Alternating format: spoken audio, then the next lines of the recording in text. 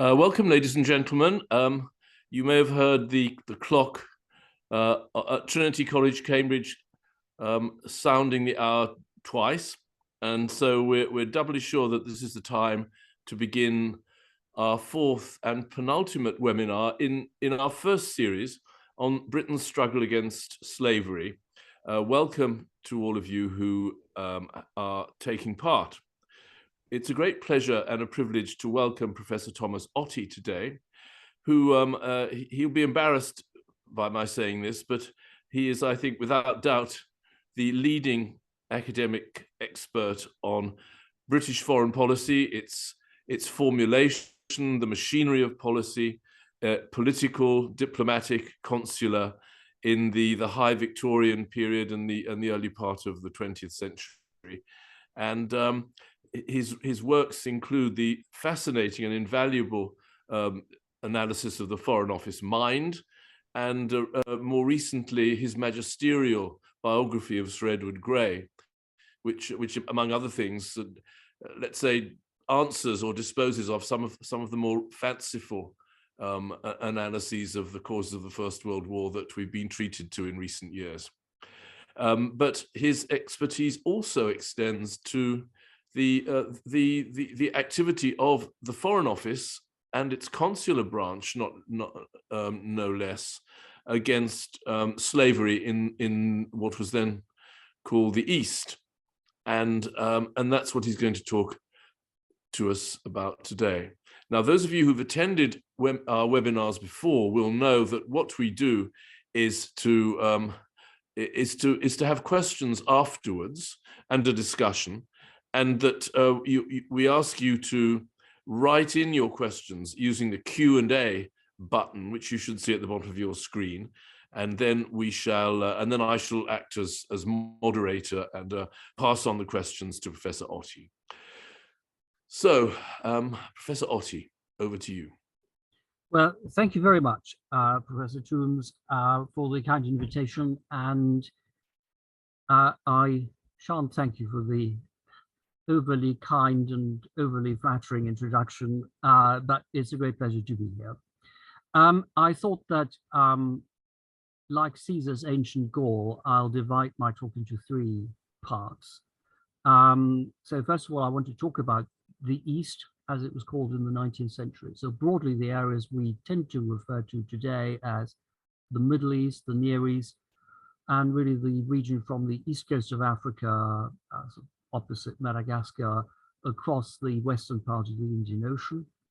This was an area of special interest for Britain in the 19th century, but it was also an area with specific problems for Britain's efforts to suppress the slave trade. Then I will focus on the broad pattern of British policy with respect to the suppression of the slave trade, through to the end of the 19th century, and then I will offer some concluding thoughts to sum all of this up. Before I do any of that, however, I'd like to make some general remarks about slavery and British attitudes towards the issue of its suppression in the 19th century. Slavery, of course, is one of, well, it's perhaps the most emotive and morally and thus politically charged issues in the history of humanity. It has a very high profile in public discourse, and that makes it a subject in which it is easier often to make assertions, general assertions, than to offer balanced analyses and to tell a story in the round, as it were. Now, I'm not saying any of that to deny or to minimize the impact of this awful practice on societies in Africa and elsewhere, nor to deny or to minimize Britain's role in this shameful trade. I'm merely saying it to remind all of us to deal with the past on its own terms, and that's to say within its often complex and frequently contradictory context, or contexts, perhaps I should say. And it seems to me that, after all, is the role of the historian, to tell the story of change over time in a range of different contexts. And the suppression of the slave trade is a story that is part of the story of Britain's engagement with the wider world in the 19th and 20th centuries. Now, British companies and indirectly and directly the British state, of course, had been involved in slave trade in the 17th and 18th centuries. And the struggle against slavery and then against the slave trade was a long and a hard one. It's a familiar story, which I need not to repeat here. The years 1807 and 1833 are the key dates in this context. Now, it's been suggested by some historians that essentially this was a question of economics, that the suppression of the slave trade was conditioned by economic factors. So in a nutshell, the fact that with the beginning of the Industrial Revolution, a slave-based economic model had become redundant, it then made it easier to suppress slavery as an institution or the slave trade elsewhere in the world. There is some force in that. I think it would be foolish to deny that, but it doesn't give us all the answers, I think. It doesn't answer the question why, in fact, the attempts to suppress slavery and the slave trade to some extent preceded those economic changes that made slavery redundant. And it also doesn't explain, at least satisfactorily, why it was that British governments of all political stripes for practically 3/4 of a century devoted large sums of money to a policy of suppressing the slave trade for no economic gain. So if you take a strictly sort of economic model, a determinist, materialistic model, then this was a policy that didn't make any sense. And in fact, there are some economic historians who've looked into this and they've said, well, economically it yielded no benefits to divert state resources into the suppression of the slave trade. So the economic answer, the economic model doesn't give us all the answers. So we need to look at some of the moral considerations, the moral impetus behind the efforts to suppress the slave trade. And all of this affected British foreign policy in particular as the instrument by which the slave trade could be suppressed internationally. I want to start here with 1815 and the Congress of Vienna and the peace settlement that came after the end of the long period of wars against revolutionary France and Napoleonic France. Now, I've been waiting to say this for a long time. Next slide, please. So there we are, Congress of Vienna, 1815. British diplomacy played a key role in ensuring that a declaration was enshrined in the treaty, in the text of the treaty, that provided for the universal abolition of the slave trade. This was not high on the agenda of any of the other powers, but for reasons partly domestic, partly of genuine moral concern, it was high on the agenda of British diplomacy. And of course, Britain had been instrumental in forging and then maintaining the various coalitions against Napoleon Bonaparte. And this gave Britain leverage at the conference table and so helped to ensure that anti-slavery measures were included in the peace treaty. And really for the next 5 to 6 decades, Britain pursued what one might broadly call an ethical foreign policy campaign against the slave trade and at some economic cost. In 1842, the then Foreign Secretary, the Earl of Aberdeen, referred to the efforts to suppress the slave trade as this new and vast branch of international relations. He accepted it, he pursued it himself. So this was part and parcel of the new international environment. And British policy relied on bilateral treaties, it relied on naval patrols of the high seas. And in fact, you have heard, some of you who've taken part in the earlier webinars will have heard Professor Andrew Lambert talk about the Royal Navy and its role in the suppression of the slave trade. A large proportion of Royal Navy activities were focused on the suppression of the slave trade. And Britain's maritime dominance, her ability to patrol the major sea lanes of oceanic commerce made this possible. And if we could have the next slide, in fact, it's almost symbolic that one of the first major uses of force after the end of the wars against Napoleon was Edmund Pelew's bombardment of Algiers in the summer of 1816. This was in part a anti-piracy operation, in part it was an anti-slave trade operation. And it sort of illustrates the uses of the Royal Navy as, if you like, the armed wing of anti-slavery diplomacy. And it certainly helped to establish a pattern in British policy over the next few decades. The concern with the suppression of the slave trade was also reflected in Britain's foreign policy apparatus. And in fact, if you think of these, if we could have the next slide, please.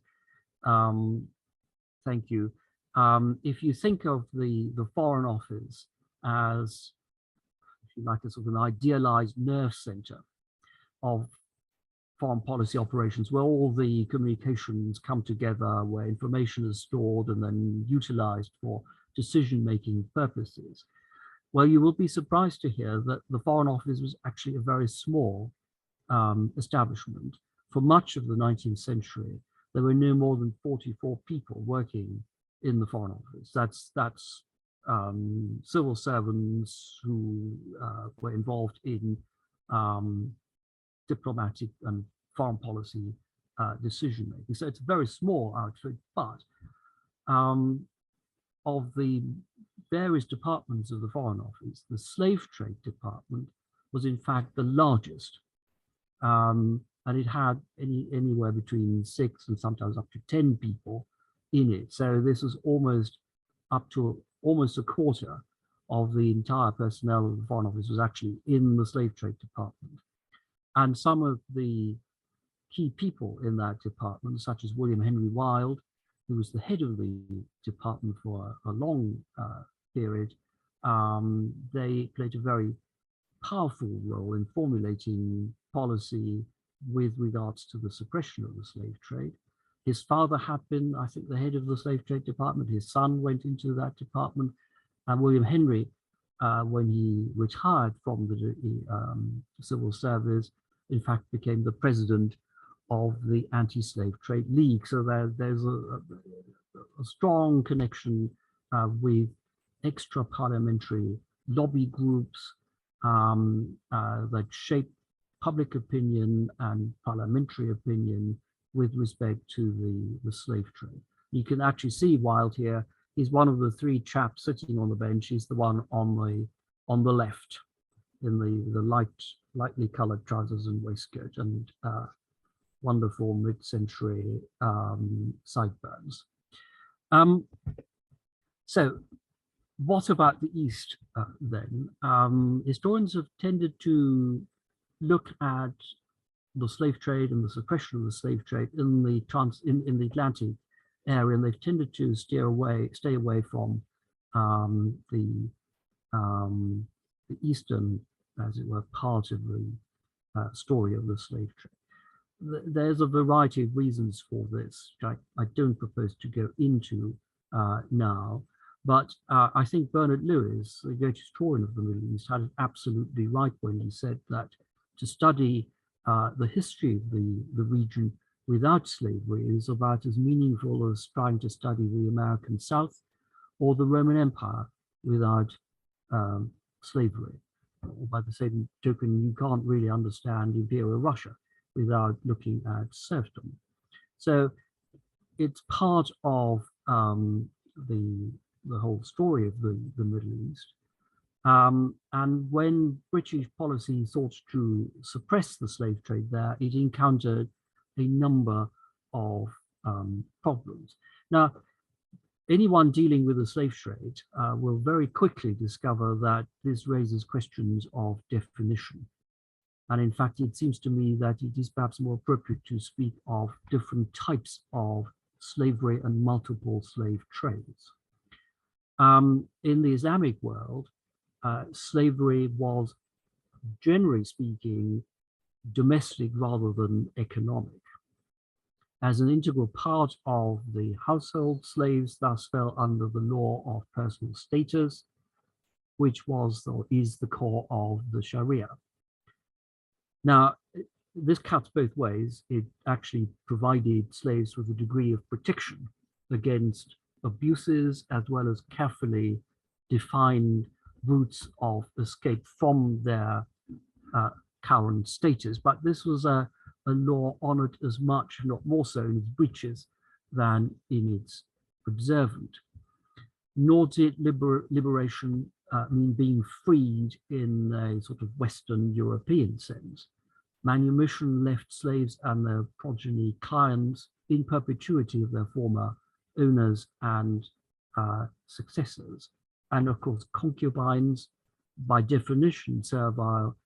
They were freed if they bore their master's child. They could be freed under other circumstances as well. But as women, of course, they remained in the immutable position of adult inferiors.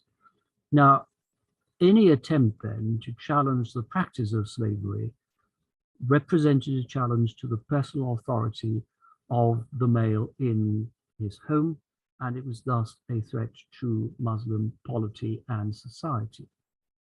So this was one challenge for official efforts, British efforts, to suppress the slave trade in the wider East. Now, I said earlier that slavery was largely domestic rather than economic. An important exception of this were the Arab-dominated plantations on the east coast of Africa, which were largely dependent on enslaved Africans imported from the interior of the continent. So there's that to be borne in mind as well. Now, as for motivation on the British side, the moral dimension, I think, was genuine enough. It was fueled by sentiments of Christian charity, and it was inspired by the idea of progress.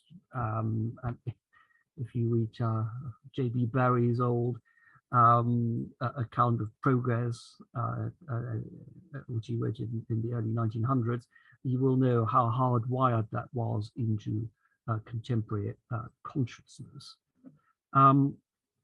So this reflected Victorian moral sensibilities, a sense of a civilizing national mission to suppress barbarous practices abroad. And if we could have the next slide, please. There I've given you a quote from a minute by Lord Palmerston, who was at that stage already Prime Minister. And he was commenting here on what he called the barbarous practices of the slave trading native rulers of Dahomey. Think Benin bronzes. So that's basically where all of that is located. And he was quite clear that this required deep cutting and often repeated to eradicate the cancer of the slave trade. So there was a hard edge to British policy, if you like, in respect to slave trade, in certain areas.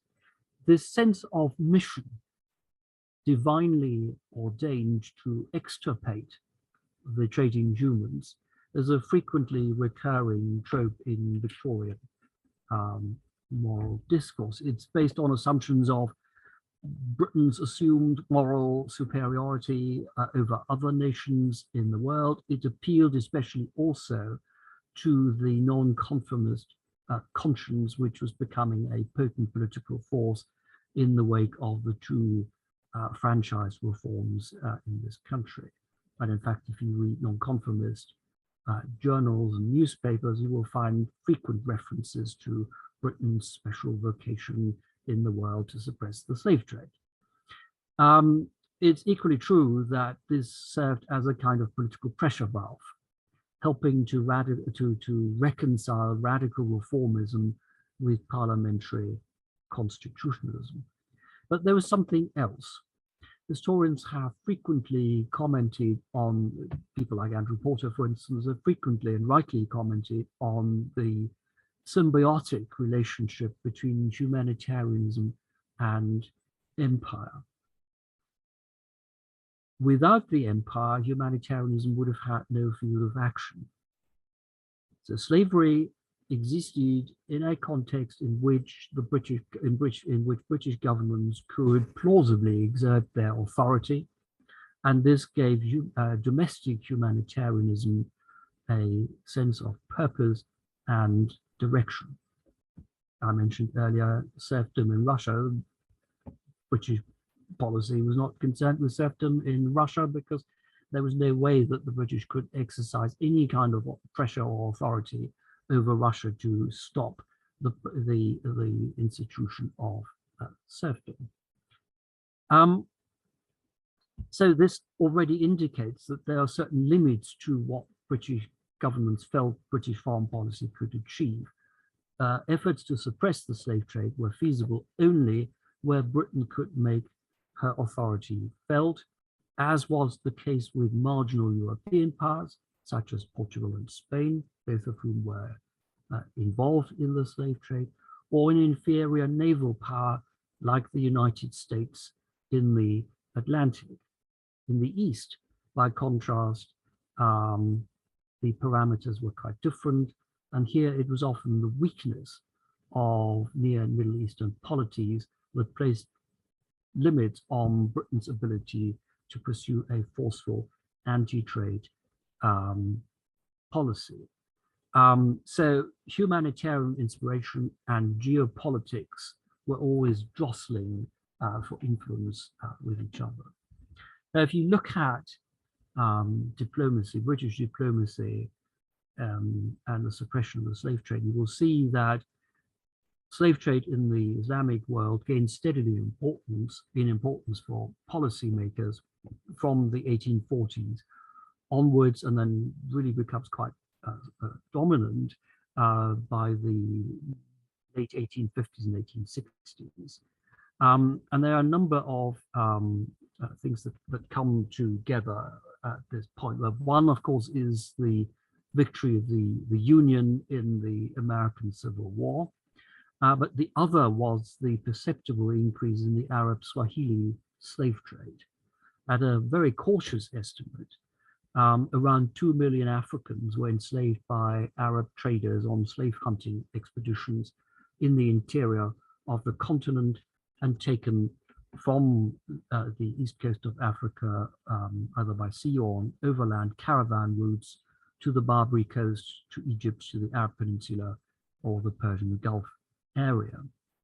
Now, in general, the government in London was very well informed about the extent of the slave trade, its fluctuations, as well as the range of routes along which traders moved their human commodities. Britain's extensive consular network saw to that. And Britain's consuls really had a whole range of duties, if you like. One, of course, was the legal protection of British subjects living in their districts. Given the intense competition with Russia and to some extent France in the Near and Middle East, the consular consular network also acted as a kind of political early warning system. But thirdly, it also provided London with observation posts for monitoring the slave trade and directing naval and other pressure against local authorities deemed to be, shall we say, lackadaisical in their attitude towards the trade, or indeed found to be conniving in it. Now, the government in London didn't issue any general slave trade instructions to its consuls beyond routine reminders of the legal prohibition for British subjects to be involved in slavery. And in practice, this gave consuls a considerable degree of freedom of action. But all of them furnished London with information about and analysis of the nature of slavery in the Islamic world. There was a general assumption that, as I indicated earlier, the institution of slavery was essentially domestic, and this features very strongly, very prominently in the reporting by consuls back to London. But the consuls also produced intelligence on the patterns and the routes of the slave trade. And I will pick out one example here from a report by Robert Colquhoun, who was the Consul General in Cairo, who reported on the official connivance in the slave trade, as well as the commercial stimuli that affected the trade.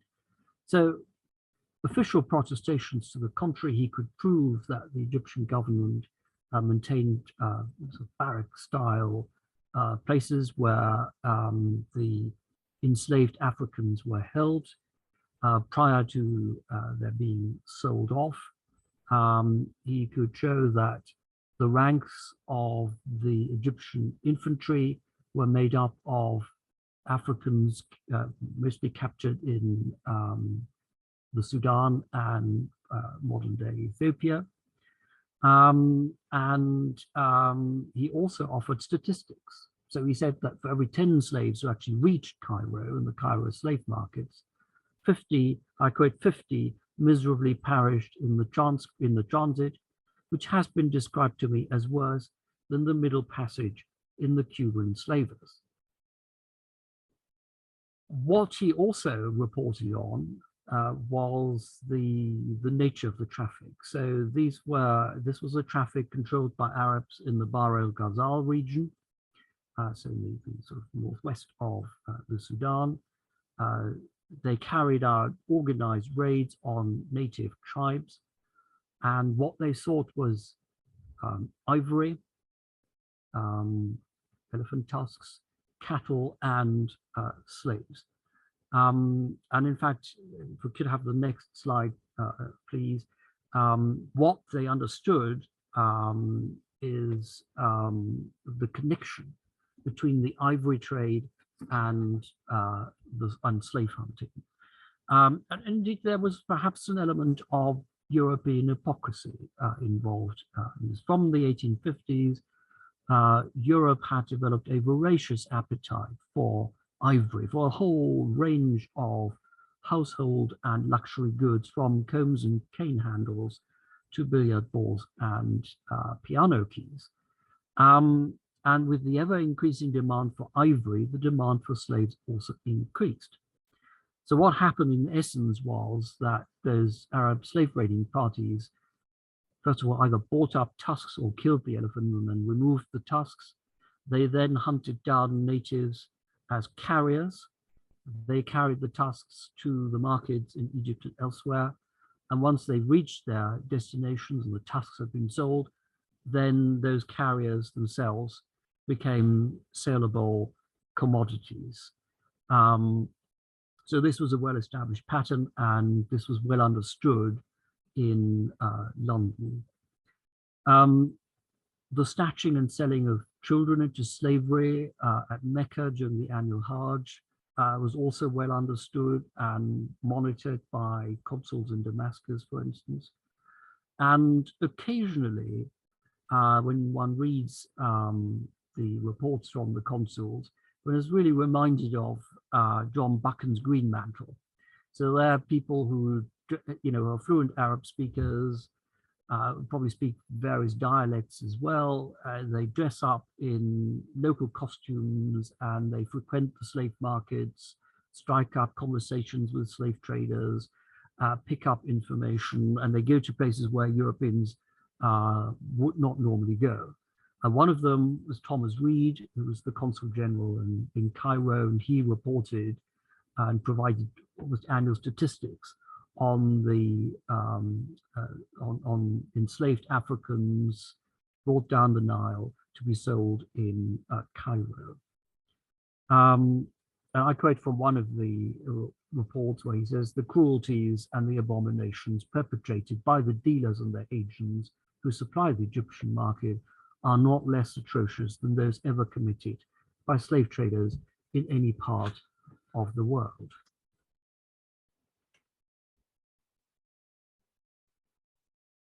And yet, Reed was also acutely aware of the fact that even where the liberation of slaves could be secured, it was questionable whether their social position was in fact such that they were better off after they'd been released from slavery. There was a sort of manumission certificate which was then usually issued. Often, in fact, British consuls put pressure on local officials. Sometimes they bribed them to issue those certificates. But this did not prevent newly manumitted slaves from being detained by the local police until someone could be found to engage them as domestic servants. And freed slaves were not infrequently recaptured and resold, often with the connivance of local police and local authorities. Now, consular offers were the principal agents in Britain's efforts to suppress the slave trade in the Near and Middle East. But local officials acting in cooperation with those consuls were also useful and often necessary. One example, for instance, is to be found in Persia at Bushire, where there was a slave trade commissioner who was Persian and who worked with the British. Now, under a previous Anglo-Persian convention for the suppression of the slave trade, British warships operating in the Persian Gulf were allowed to intercept slavers sailing under the Persian flag. They were not allowed, however, to take the captured vessels as prizes to be auctioned off. So they had to hand them over to Persian authorities, who then arranged for the captured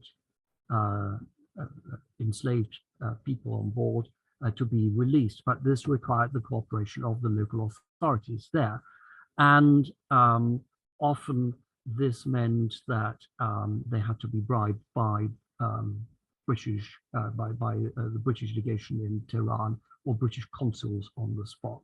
So there were a number of factors that conspired to constrain the ability of Britain to act as it wished to act in the Persian Gulf area. One constraining factor was the ill-defined boundary between the Ottoman Empire and the Persian Empire around the Shatt el-Arab waterway, so in modern-day Iraq. A second constraining factor was the fluctuating strength of Britain's naval presence in the Gulf. This was always dependent on the defense needs of India. For much of the period, until 1857, of course, the ships were provided by the East India Company. And if you look, for instance, at 1853, there's not only the impending Crimean War, there's also a war in Ava, so modern-day Burma, and this meant that there were practically no IEC vessels operating in the Persian Gulf, and the slave trade took off in that year. And the third constraining factor, was the venality of local Persian functionaries, which is often commented upon in the consular reports. And so, in fact, the British paid a secret bribe, paid out of the Secret Service Fund, which is under the discretion of the Permanent Under Secretary of the Foreign Office. So this was not, they were not accountable to Parliament for that. And in fact, no one knew about it. Not in this country, not in fact in Tehran either. But it sort of worked, not perfectly, but it worked, so that by 1876, the slave trade along the Persian coast was practically extinct, and the slave trade commissioner was withdrawn.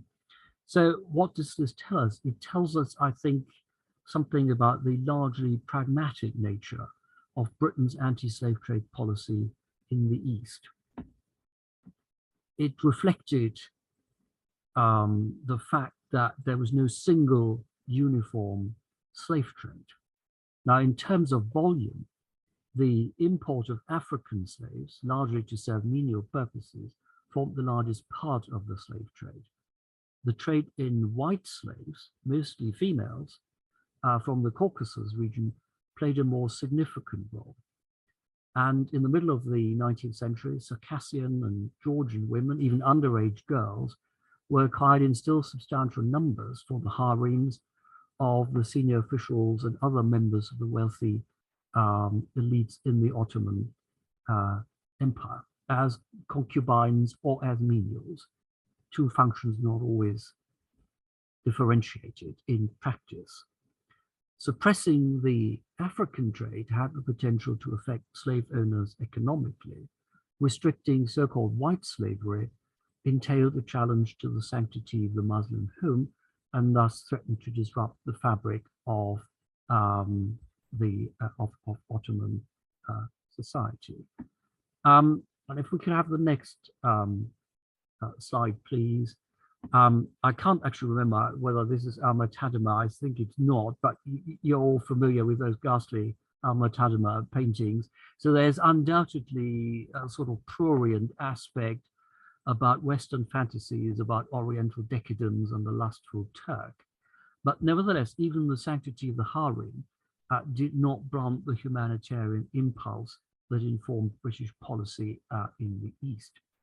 And here it was Turkey's relative international weakness during the Crimean War that gave British diplomacy a degree of leverage. And I say degree of leverage because this leverage was never absolute.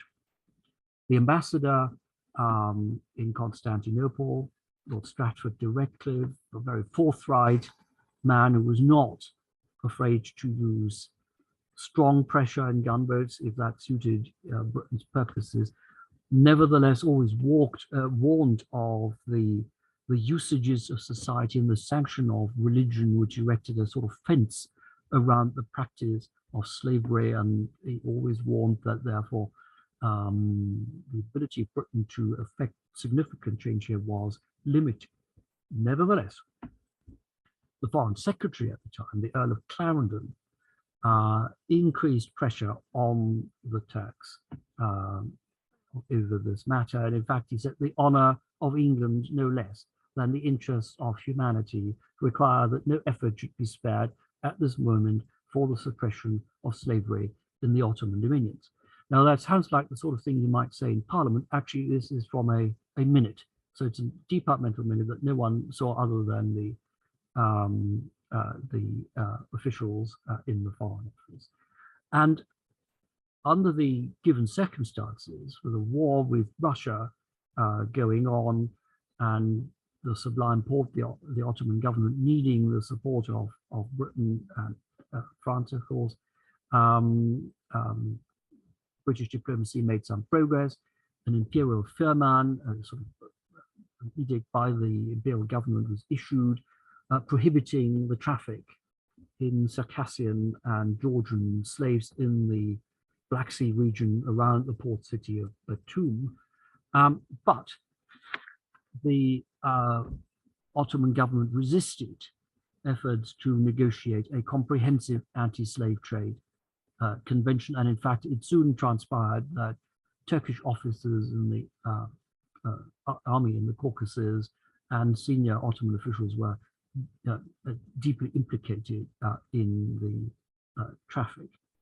So pressure was continued to be applied, and Clarendon made this note. He said, only a course of unceasing remonstrance would force the Turks to accept what is due to humanity. And this notion of unceasing remonstrance, in fact, became almost the leitmotif of British diplomacy in the 1850s, 1860s, 1870s in this matter. Even so, progress was painfully slow, because anti-slave trade diplomacy in the East had now run headlong into the immovable obstacle of cultural and social practices in the Islamic world. Even Palmerston, always ready to send in the gunboats, had to concede that it was, and I quote, uphill work to urge morality on principle upon Turk or Frenchman. So he was quite indiscriminate in that.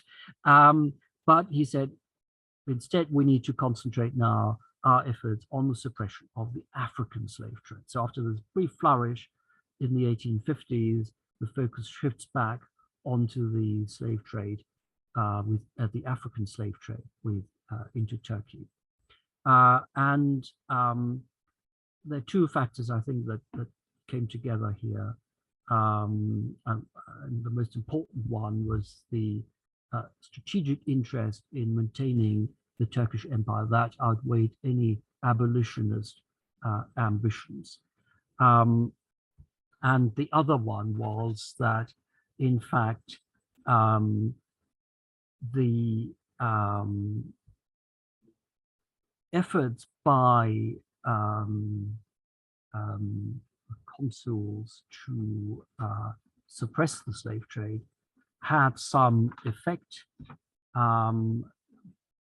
Our man in Tripoli, for instance, was very good at taking measures against the slave trade, but he merely helped to divert it. So it then focused more on Egypt, and so this became a new focus of activity.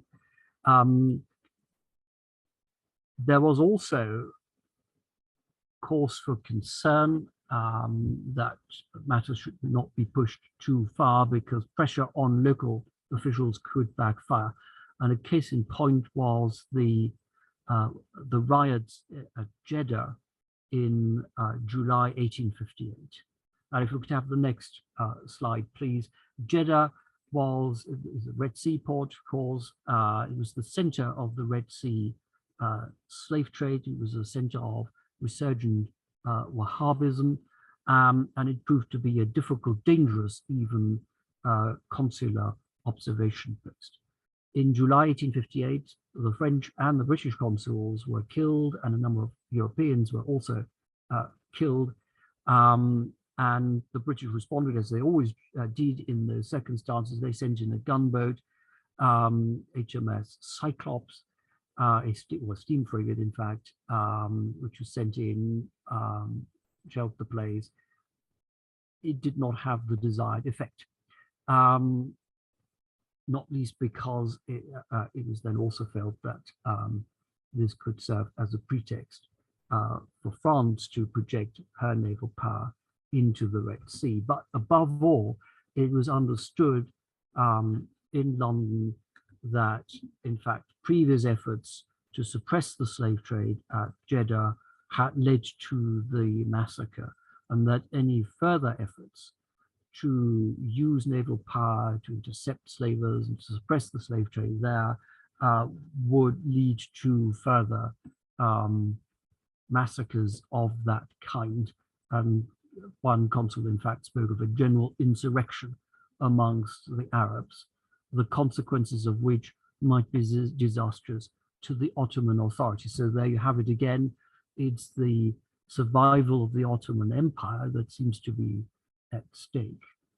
And Cahoon, whom I mentioned earlier, the consul general in Cairo, in fact, concluded that the suppression of the Red Sea slave trade must be the work of time. So gradualism rather than big signature policies, as we would call them today, were the order of the day. So relative weakness of Britain's naval position is one factor. The increased importance of Egypt now for the as the final destination of enslaved Africans is the other reason why the focus now shifts onto Egypt.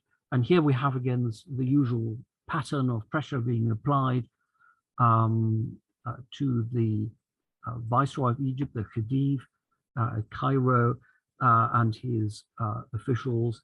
Assurances were readily given, but they were not matched by deeds.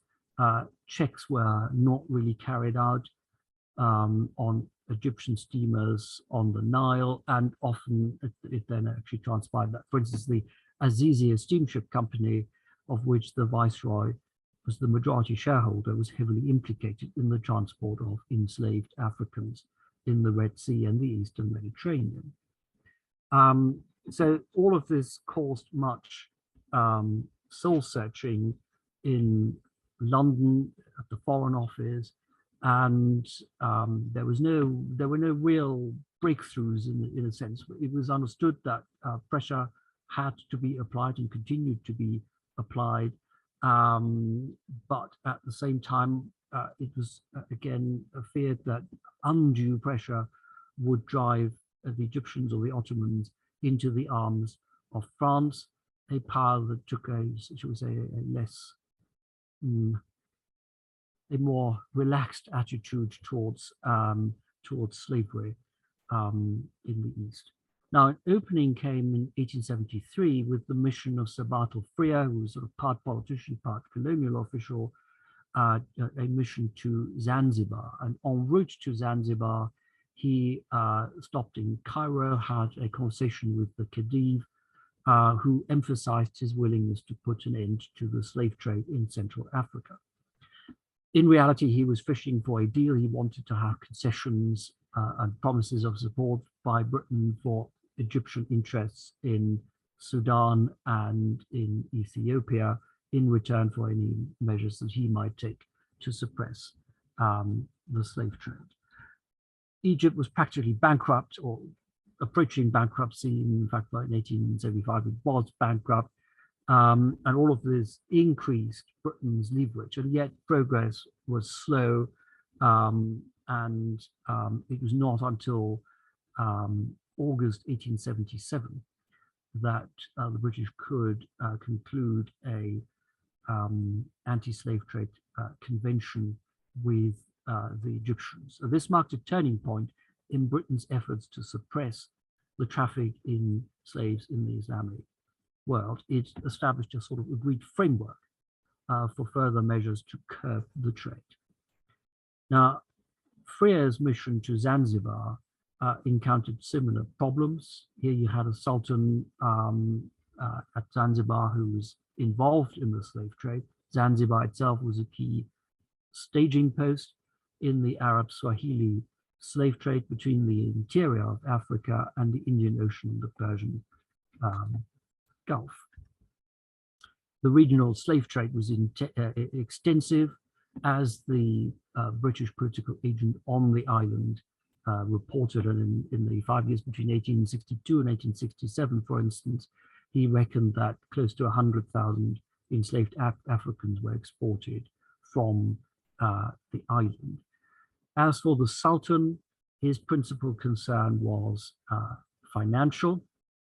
The slave trade brought in revenue, and any measures to suppress the slave trade required some form of financial recompense or subsidy for the Sultan. Fortunately for British anti-slave trade measures, by the early 1870s, of course, the major regional competitor, France, was much weakened in consequence of France's defeat by Germany in the 1870-71 war, and the French Navy was practically non-existent. So France and French competition was not to be feared in 1873.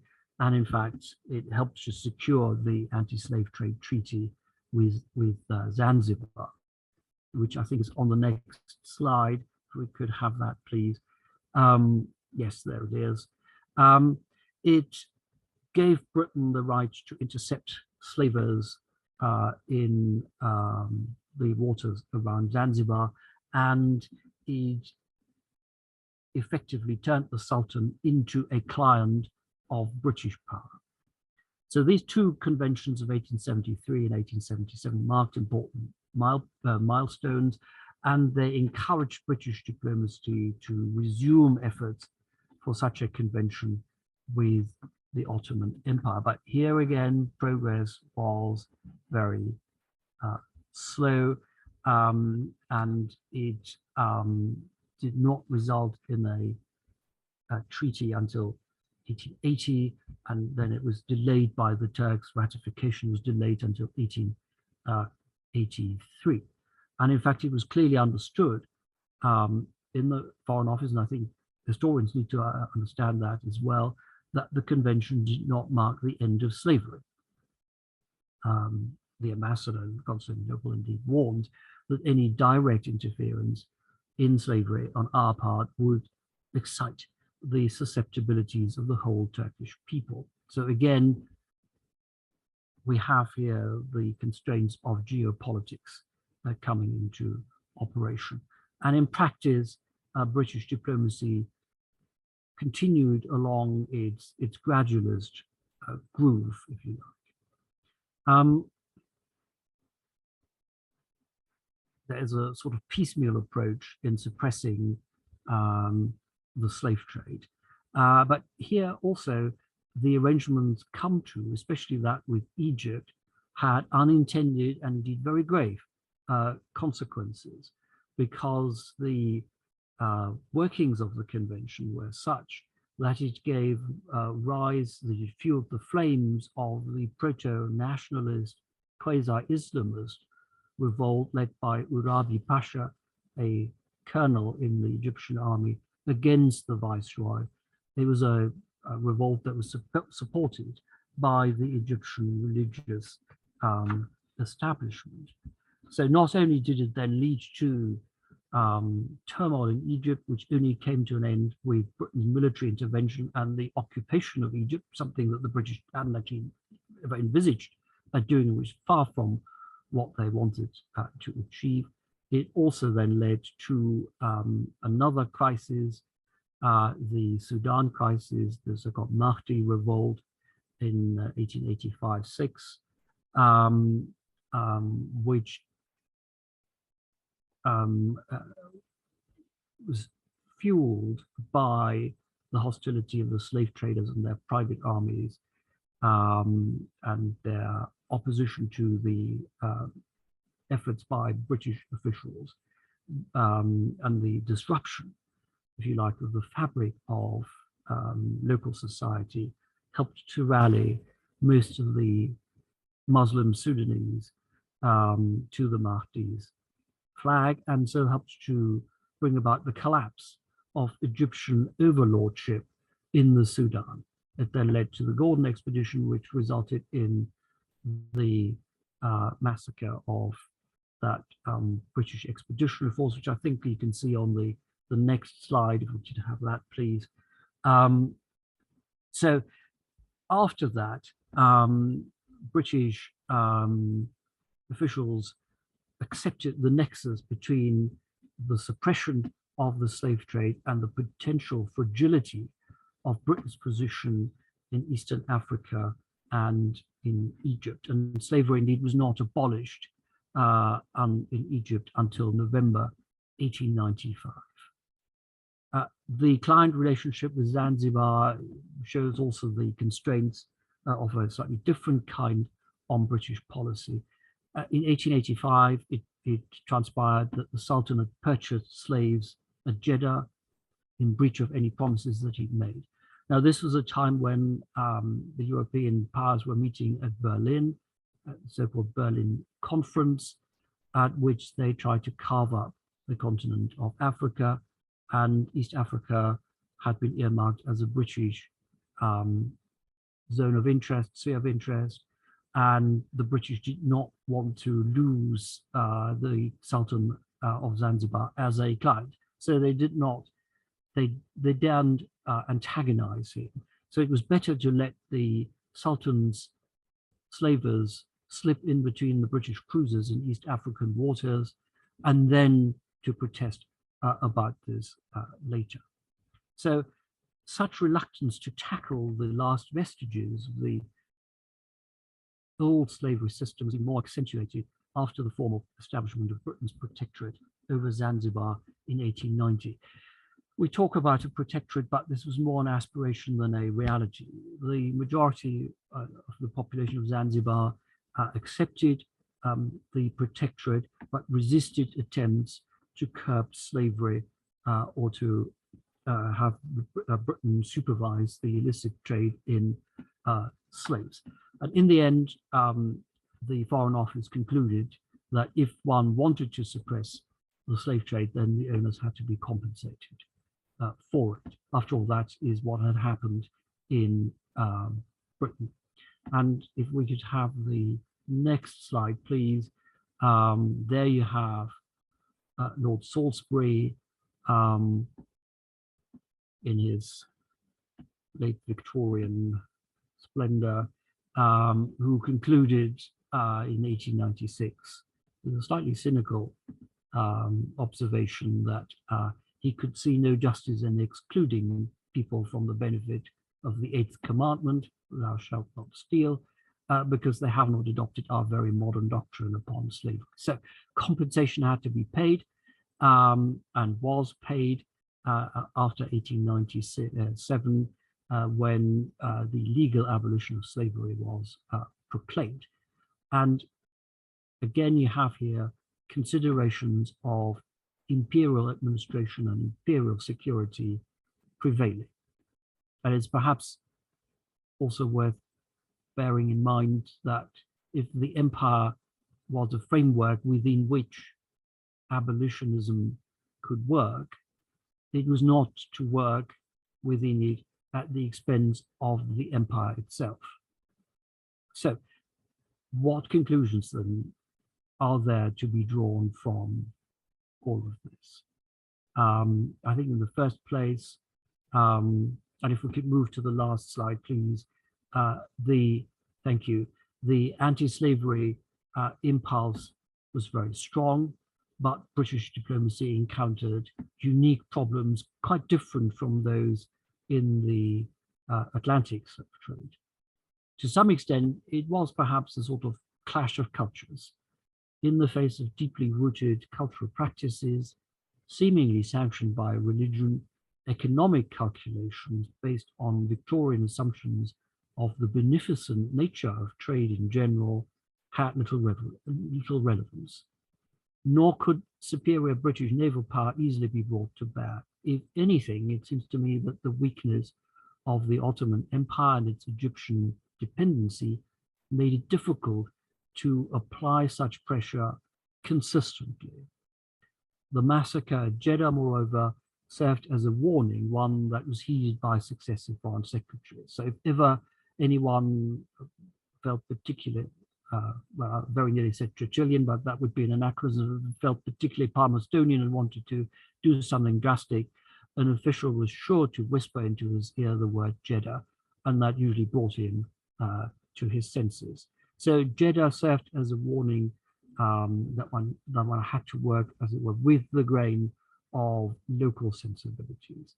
So Britain had the ability to nudge the Sultan and local officials in the desired direction. That ability was stronger whenever Turkey faced serious existential threats, such as during the Crimean or the Russo-Turkish War between 1875 and 1878. Whenever those threats receded, British leverage was much diminished. For much of the 19th century, the second half of the 19th century, the Foreign Office's Slave Trade Department kept up the pressure for more energetic measures for the suppression of the slave trade. Even so, the wearying effect of the slow grind of anti-slavery policy and the stubborn recalcitrance of the problem of slavery in the Arab and Ottoman world was considerable. And the quasi-legal framework created by the conventions with Egypt, Turkey, and Zanzibar seemed to furnish the best guarantee of success. So, Britain had some successes in her policy to suppress the slave trade, but it was a qualified or relative success, if you like. It was the result of patient, piecemeal pressure, of Clarendon's course of unceasing remonstrance in pursuit of humanitarian objectives. That ethical impulse was always liable to be curbed by considerations of geopolitics, however. And the more competitive the international environment became by the 1880s and 1890s, imperial defense interests remained dominant and prevailed over, if you like, ethical considerations. To that extent, the more restrained pursuit of an ethical foreign policy in the second half of the 19th century also reflected the relative diminution of British power. And as a final point, it is perhaps also a reminder that to be successful, an ethical foreign policy needs to be backed up by the credible display of force. It requires a very strong set of teeth to be taken seriously. And on that note, I'll stop here. Thank you.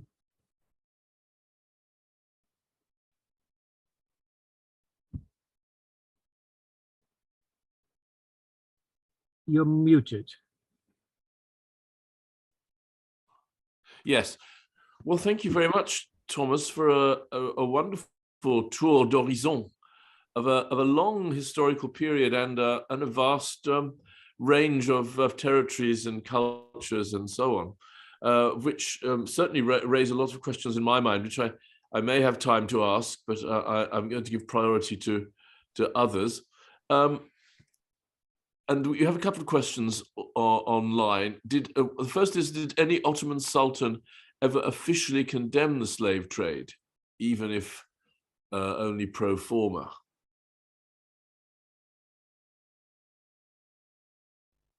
I think Professor Otte has, are you there? Thomas, can you hear me? I am here, yes. I didn't know whether you heard the question. I didn't hear the question. Right, okay. It was, did any Ottoman Sultan ever officially condemn the slave trade? No. Right, no. And of course, it was important to keep the Sultan out of this. So there were ways in which you dealt with the Ottoman governments.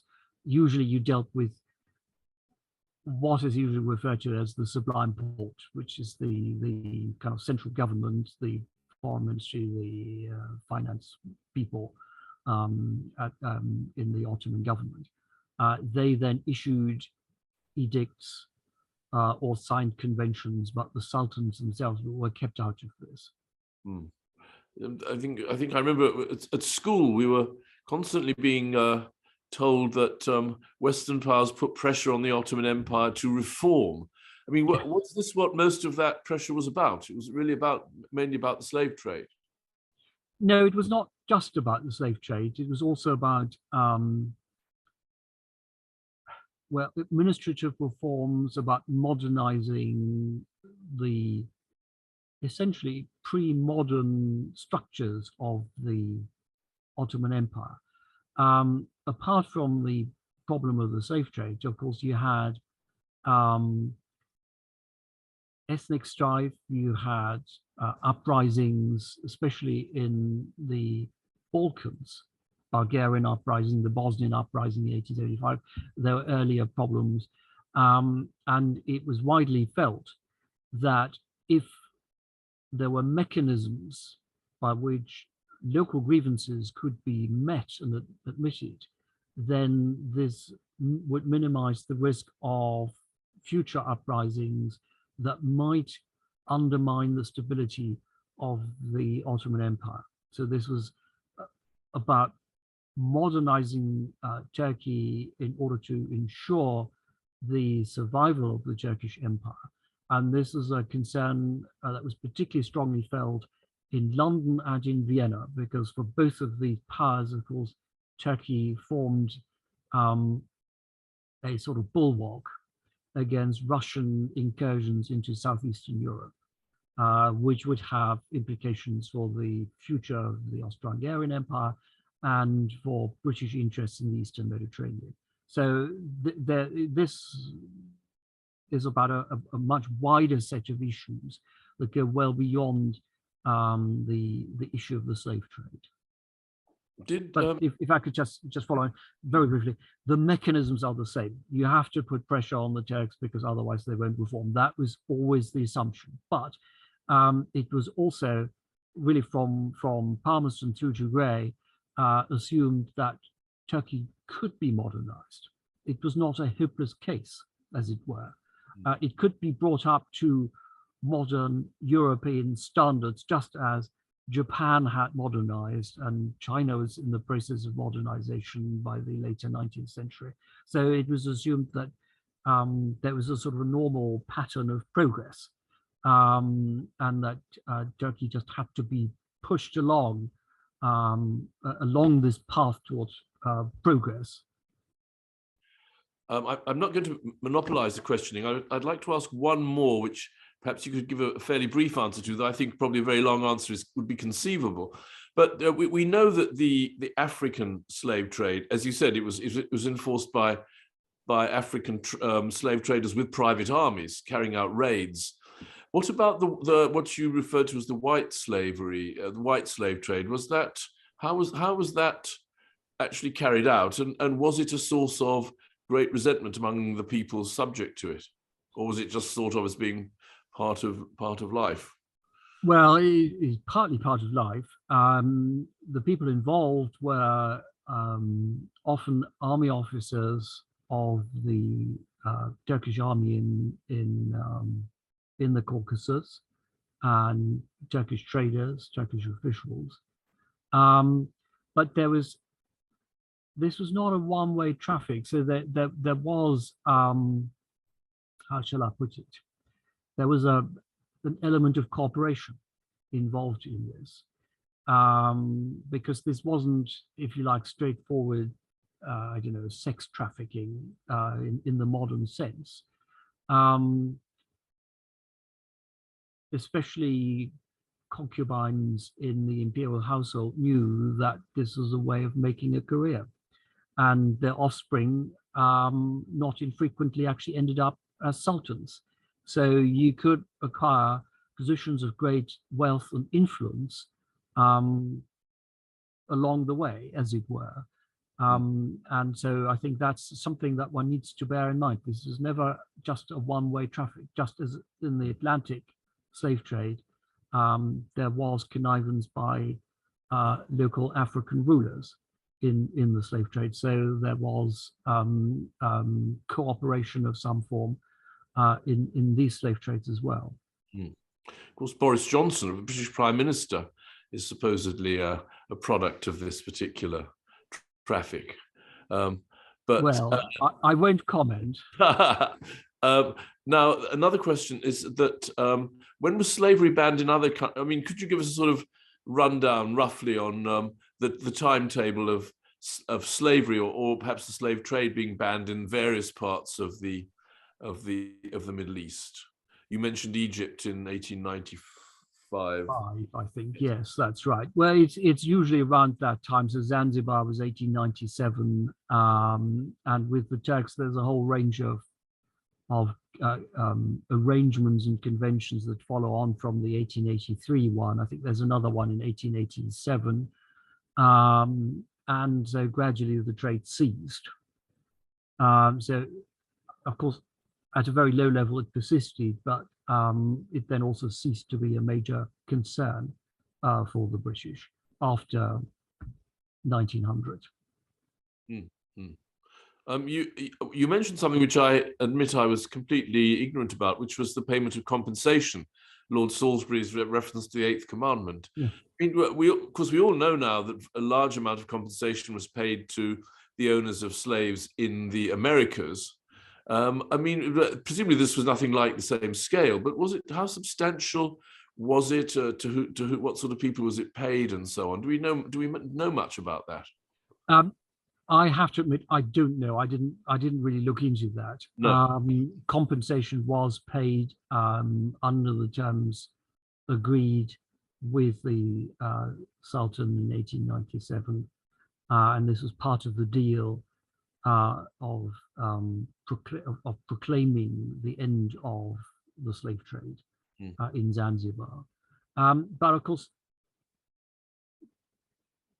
British slave owners were also compensated in 1833. So it's not just the Americans. No, I mean owners of slaves in the Americas, in the West Indies and so on. Yeah, sure. Yeah. Well, an interesting subject for somebody's PhD, perhaps. Absolutely. Now, another question: how was British policy, as you've described it, regarded by other European major powers? I mean, you referred to the French as being somewhat relaxed. And again, something I hadn't realized, that the weakness of France after its defeat by Germany was something that facilitated British policy, I presume, mainly in Egypt or more generally in the Ottoman Empire. I'm not sure. That's right. That's right. Well, I mean, there was really no French navy after 1871, and as you know better than anyone else, the French government had other problems to deal with.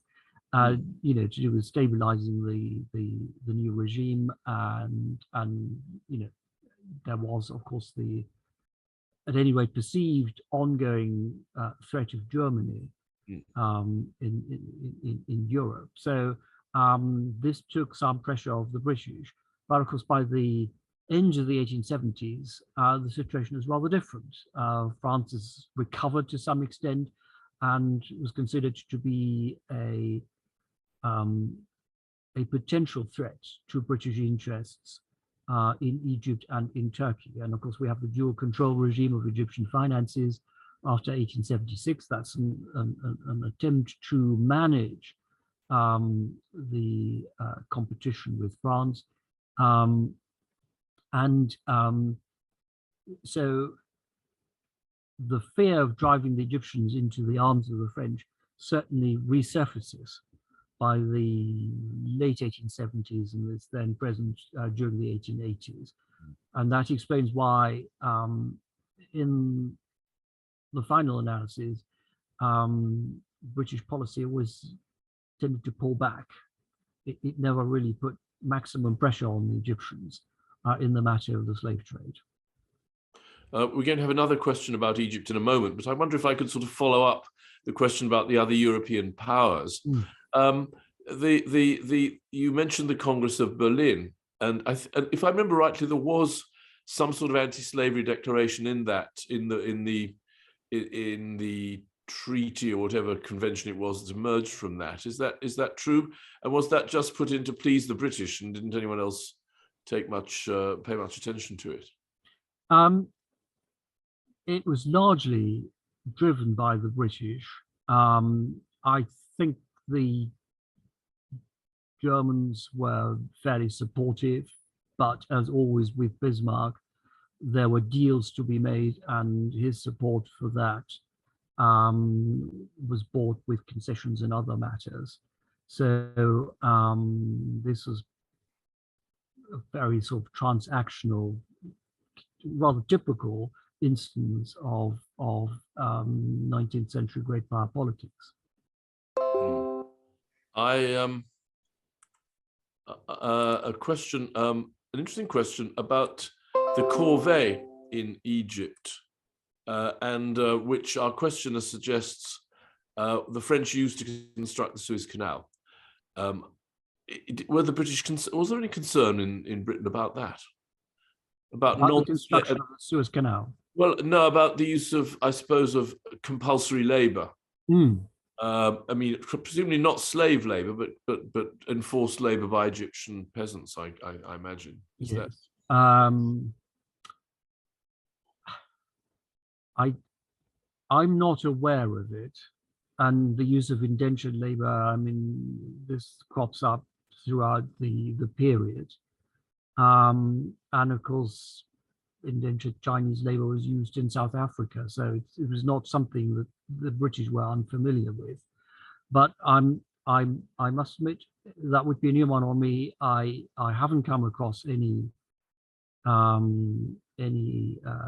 instances of people raising this as a particular concern. If anything, it was the strategic implications of the French building the canal, and what does this mean for French influence in the area. Now, fortunately, immediately after 1870, of course, the year after the opening of the canal, France ceased to be an immediate threat.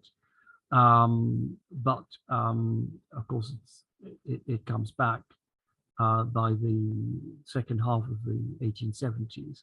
So I think it's more the strategic considerations that matter here rather than humanitarian ones.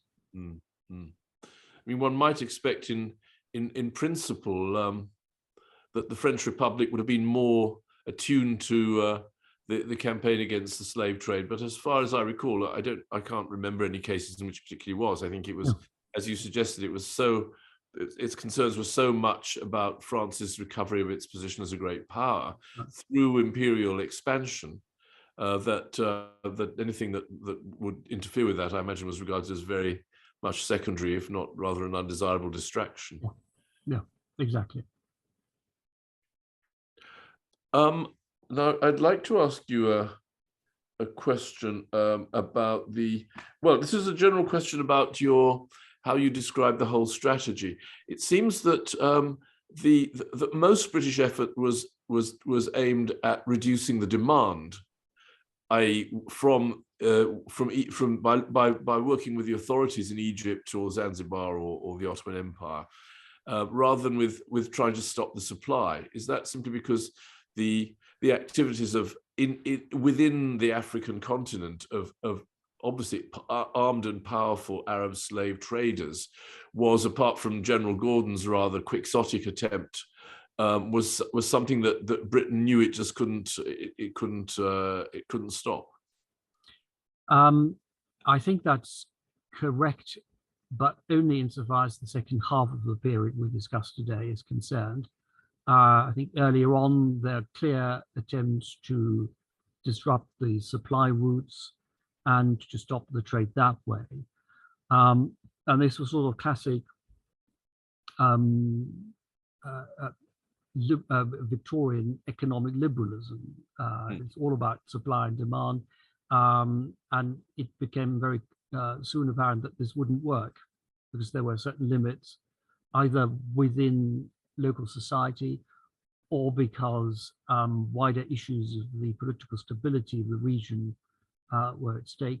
That then suggested that other strategies had to be pursued. So that then gave rise to the idea of working with local governments, with local officials, to stop the demand for slavery. Well, we've taken a lot of your time, Thomas, and I wonder if I could just ask a final question. All right.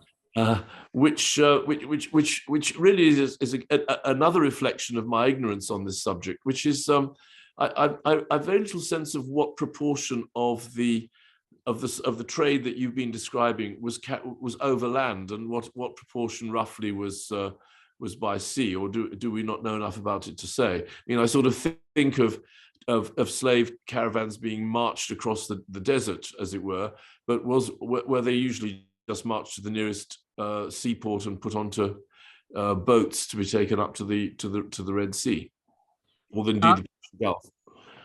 In both directions. I mean, you have the established caravan routes from, say, the Bahr el-Ghazal region northwards to either Tripoli or to Egypt. You're calling on the oases in the Western Egyptian desert, and then on to Cairo or other slave marts. But you also have the routes to the east coast of Africa, Dar es Salaam and other places, from where the enslaved Africans would then be shipped to Zanzibar or the Red Sea ports and so on. So they're different routes, and both are important. the overland routes and then the maritime routes. And they required different strategies, if you like. With the overland routes, there was no way of intercepting them, so you had to deal with them at the place where the slaves were to be sold. And you had to work with the local officials or the regional governments. Once they were at sea, you had other means, and you could use the Royal Navy to intercept slavers and then liberate the enslaved, captured people on board afterwards. So this required different ways. Now, as for the question of relative volume, I have to say, I've never seen, I'm not aware of any compilations of statistics. Victorians being Victorians, of course, they compiled statistics, but you'd have to go through the annual reports for a lot of years and then work out roughly the volume of slaves transported. My guess is that the overland route from the interior of Africa to Egypt was probably the most important one, but that may also reflect that that consuls knew more about that than about the trade in the Red Sea area, simply because there were fewer ships in the Red Sea area, and in fact it was very unpopular amongst Royal Naval officers to operate in the Red Sea, simply because the climatic conditions were such that it was very unpleasant. And Palmerston knew that, for instance, and so they tried not to go in there too often, as it were. And of course, again, Jeddah, you know what happened at Jeddah, so maybe it was better not to stir up a hornet's nest and ask too many impertinent questions about what exactly is going on in Jeddah and other Red Sea ports. So overall, I suspect that the incidence of slavery was underreported rather than overreported. And what we know based on Western sources is probably only allows us a partial glimpse of the whole picture. Yes, yes. Well, on that slightly downbeat note, always more to know, and often things that cannot be known in with any certainty.